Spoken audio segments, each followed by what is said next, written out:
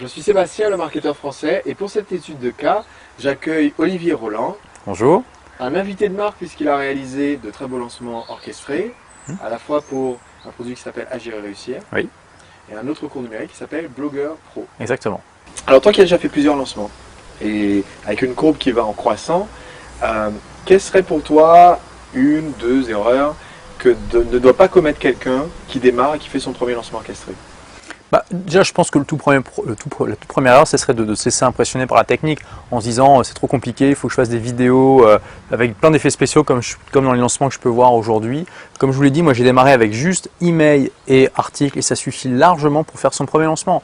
C'est pas très grave si lors de votre premier lancement, vous faites seulement 1000 ou 2000 ou 3000 euros de chiffre d'affaires par mois. Je veux dire, il faut commencer petit, il vaut mieux en fait commencer en étant imparfait, sans attendre de faire les super vidéos, d'avoir la super séquence de lancement, de se dire ça y est, là je peux pas aller plus loin. Il vaut mieux commencer en étant imparfait, en faisant des erreurs et justement en apprenant au fur et à mesure.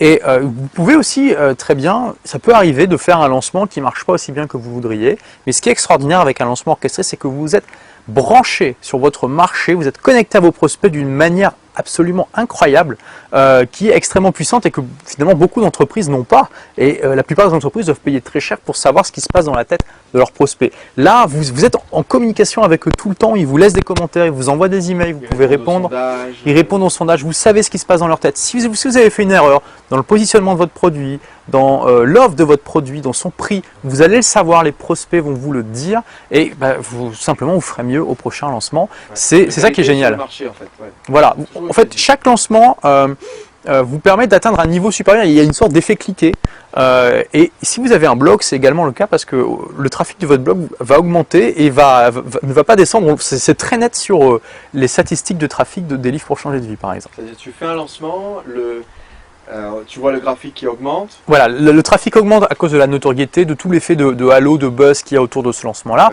Vous allez aussi avoir une liste de prospects énorme. Voilà.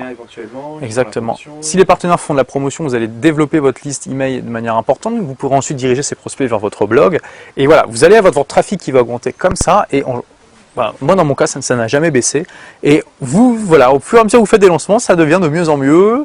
C'est de plus en plus sympa. Vous gagnez de plus en plus d'argent et de plus en plus de gens vous connaissent. Enfin, c'est le bonheur. Voilà, c'est ce qu'on appelle le boule de neige. Dans la formation lancement orchestré, il y a un module où on prend 3 chapitres entiers pour voir comment construire l'effet boule de neige. Comment faire pour que les liens que mettent les partenaires continuent à aider notre référencement, pour que la mailing list c'est pas juste une liste de prospects qu'on a pendant le lancement.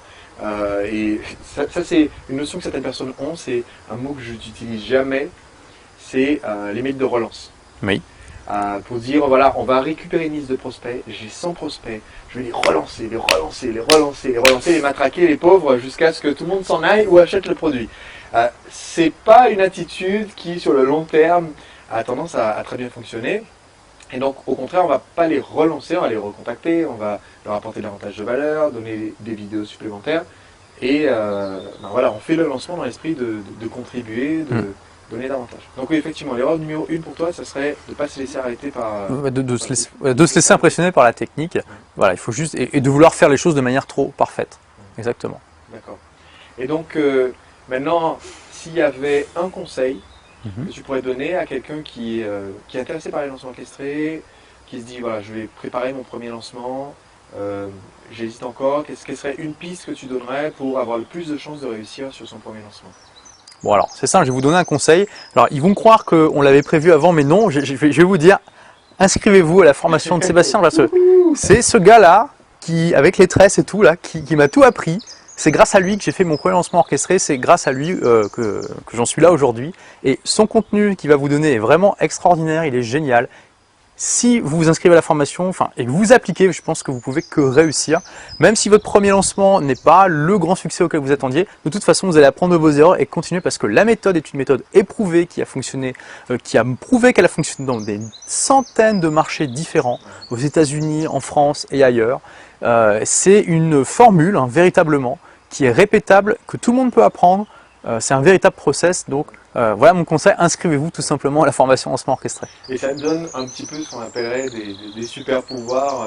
Ah oui, on a eu une conversation avec des entrepreneurs, voilà, des entreprises classiques qui disent voilà, On a un super produit, on adore notre produit, on n'a aucune idée de comment le vendre. Mais quand on a fait un lancement, mais ne serait-ce qu'un seul lancement, ça nous ouvre une voilà, porte. ça ouvre des C'est portes. un nouveau monde qui s'ouvre à nous. Mais c'est incroyable. Pour beaucoup d'entrepreneurs, c'est comme si on avait des super pouvoirs. C'est vraiment incroyable.